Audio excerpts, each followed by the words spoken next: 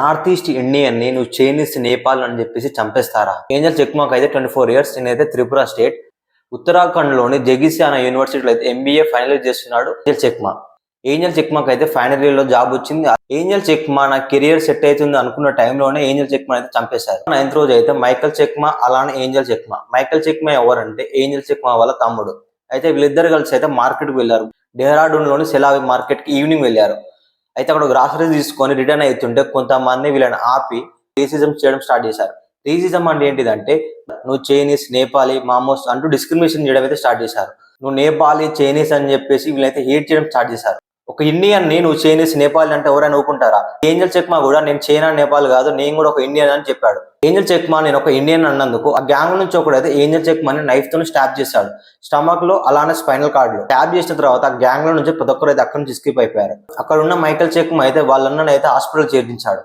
Angel Chakma ఐసీయూలో 17 days treatment తీసుకుంటూ December 26 రోజు చనిపోయాడు. స్పైనల్ కార్డ్ లో డ్యామేజ్ హెవీ కావడంతో ఏంజల్ చెక్మా అయితే చనిపోయాడని డాక్టర్లు చెప్తున్నారు. పోలీసులు అయితే ఆ గ్యాంగ్ మీద అయితే ఎఫ్ఐఆర్ ఫైల్ చేశారు. టోటల్ గా గ్యాంగ్ లో అయితే 6 members ఉన్నారు. 5 members అయితే పోలీసులు అరెస్ట్ చేశారు. అవినాష్, సూరజ్, సుమిత్, సూర్య, ఆయు, బదోని.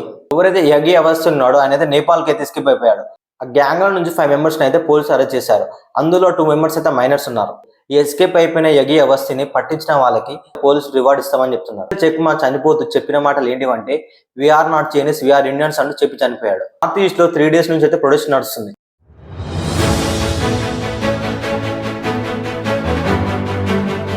దేనికోసం అంటే we want justice for Angel Chakma and stop racism.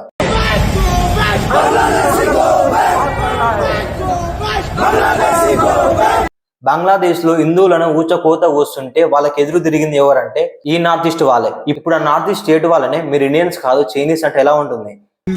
We are not Japanese and we are not China. I know. We are Indian.